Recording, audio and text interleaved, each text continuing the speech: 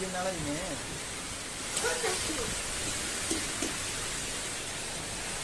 அங்க முருங்கை மரம் இங்க என்னென்ன காண்டா பேர் அங்க. ஆமா பப்பாளி மரம் விழுந்துருச்சு. அங்க முறிஞ்சு முறிஞ்சு ஐயோ பக்கெட் விழுந்து போச்சு. அங்கிட்டு உங்க செடிய பாத்தீங்களா இல்லையா?